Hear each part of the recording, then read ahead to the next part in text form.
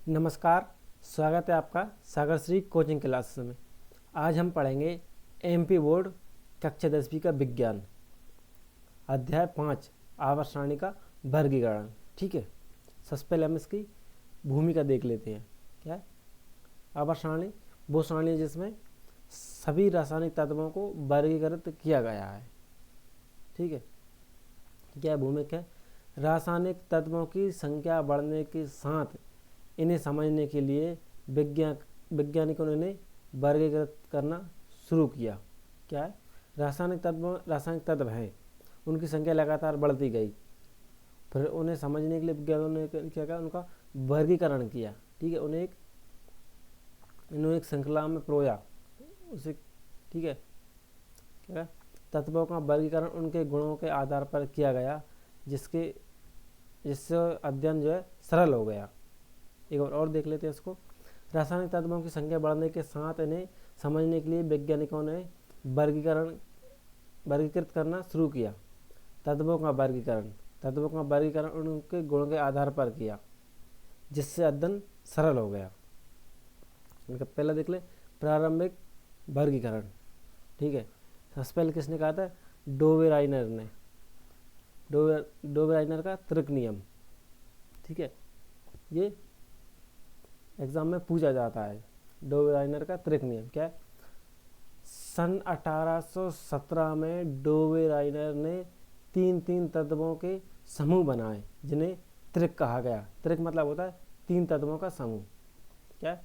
डोवेराइनर का त्रिक नियम, यानी कि 3 तत्वों वाला समूह, जिसमें एक समूह में 3 तत्व थे। क्या है? 1817 में डोवेराइनर ने 3 तत्वों के समूह बनाए, जिन्हें त्रिक कहा गया।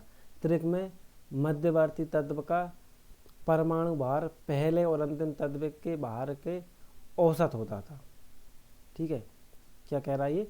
1817 में डोवेराइनर ने जो त्रिक नियम बनाया, उसमें एक समूह में 3 तत्व होते थे, और उनका ये था 3 तत्व में पहला तत्व और तीसरा तत्व, इन दोनों के औसत जो निकलता था वो बीच वाले का परमाणु भार होता था। जैसे कि लिथियम का है 7।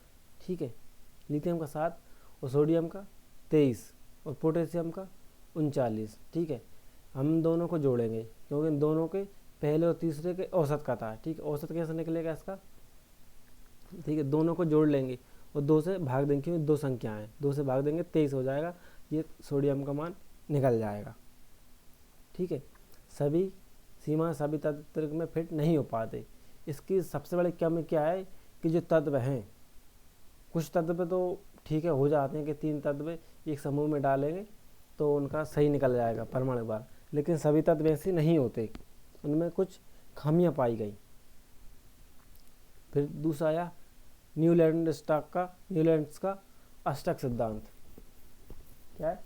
न्यूलैंड्स का अष्टक सिद्धांत। न्यूलैंड ने क्या 1866 में न्यूलैंड्स ने बताया कि हर 8वां तत्व पहले जैसे गुण वाला होता है। क्या कहा उन्होंने? 1866 में न्यूलैंड्स ने कहा हर 8वां तत्व पहले गुण वाला होता है, यानी कि हम आवर्त सारणी में जो तत्व हैं 1 2 3 4 5 6 7 8, यानी कि 8वां तत्व है, 8वें में जो गुण होंगे वही गुण पहले वाले में होंगे। ठीक है, उसके बाद फिर 8 होंगे, जैसे जो 16 में होगा वही 9 में होगा, यानी कि उनको 8 तत्वों के समूह बनाए गए। पहला और आखिरी का समान थे। समान क्या है? संगीत के सप्तक की तरह, जैसे lithium, beryllium, boron, carbon, nitrogen, oxygen, phosphorus, sodium. Lithium और सोडियम के गुण समान है। सीमा क्या है? 20 तत्व तक ही काम किया, बाद में यह नियम फेल हो गया, यानी कि ये नियम भी कोई खास उपलब्धि हासिल नहीं कर पाया और ये फेल हो गया, क्योंकि सारे तत्वों की सटीक जानकारी नहीं दे पाया था।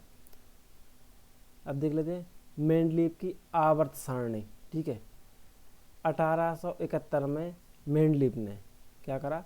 1871 में मेंडलीव ने तत्वों को उनके परमाणु भार के अनुसार वर्गीकृत किया। किसके अनुसार किया? परमाणु भार के अनुसार वर्गीकृत किया। उसने 63 तत्वों की सारणी बनाई और कुछ खाली स्थान छोड़ भविष्य के तत्वों के लिए, यानी कि उसने कितने करे? 63 तत्वों की सारणी बनाई, कुछ खाली स्थान छोड़ दिए भविष्य के तत्वों के लिए। ठीक है, अब हम इसकी कुछ विशेषता क्या है इसकी? आवर्त और 8 समूह थे, समान गुण वाले तत्व एक ही समूह में रखे गए। विशेषता क्या है? 7 आवर्त थे इसमें और 8 समूह थे। आवर्त कितने थे? पीरियड 7, ग्रुप थे 8, समान गुण वाले तत्व एक ही समूह में रखे गए। क्या है? सीमा और देख ले इसकी। हाइड्रोजन की स्थिति अस्पष्ट, यानी कि हाइड्रोजन कोई स्पष्टता नहीं दिया गया। समस्थानिकों को जगह नहीं मिल पाई, कुछ भारी तत्वों को हल्कों से पहला रखना पड़ा, यानी कि ये भी इनका नियम भी जो है वो गड़बड़ा गया, इसको भी फैल माना गया। दर्शन शास्त्र में इसको फैल माना गया। अब देख लेते हम आधुनिक आवर्त सारणी, जो अभी प्रचलित में है।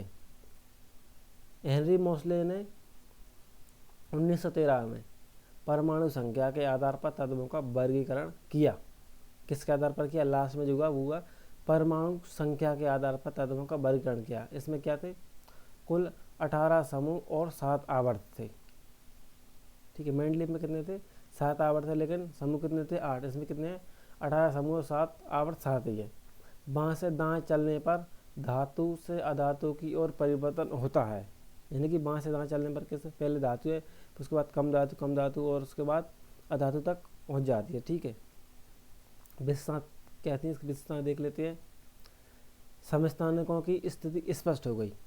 आवर्त गुणधर्म दोहराते हैं, यानी कि आवर्त जो है वो गुणधर्म दोहराते हैं। तत्वों का क्रम परमाणु संख्या के अनुसार। समस्थानिकों की संख्या स्पष्ट, आवर्त गुणधर्म दोहराते हैं, तत्वों का क्रम परमाणु क्रम संख्या के अनुसार हो गया। ठीक है, तत्वों के गुणों का आवर्त परिवर्तन। ठीक है, परमाणु त्रिज्या, यानी कि गुणधर्म समूह में ऊपर से नीचे आवर्त में बाएं से दाएं, ऊपर से नीचे और बाएं से दाएं में क्या है? परमाणु त्रिज्या बढ़ती है। ठीक है, और बाएं से दाएं जाने पर घटती है, यानी कि ऊपर से नीचे जाएंगे परमाणु त्रिज्या क्या है? वो बढ़ेगी और बाएं से दाएं जाने पर घट जाती है। धात्विक गुण ऊपर से नीचे जाने पर बढ़ते हैं और बाएं से दाएं जाने पर घटते हैं।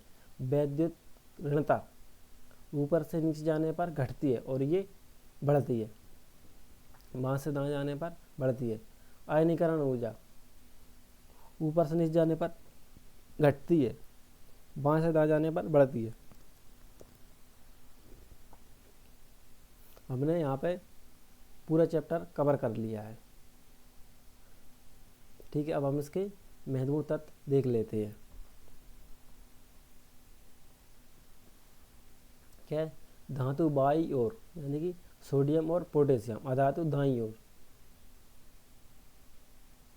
कैल्शियम और ऑक्सीजन, उपधातु बीच में। ठीक है, बोरोन और सिलिकॉन। निष्कर्ष, आवर्त सारणी तत्वों को व्यवस्थित ज्ञान देती है। इसके जरिए रासायनिक गुणों की भविष्यवाणी की जा सकती है। वीडियो कैसा लगा कमेंट में ज़रूर बताएं। यदि वीडियो अच्छा लगा तो लाइक से सब्सक्राइब करें। धन्यवाद।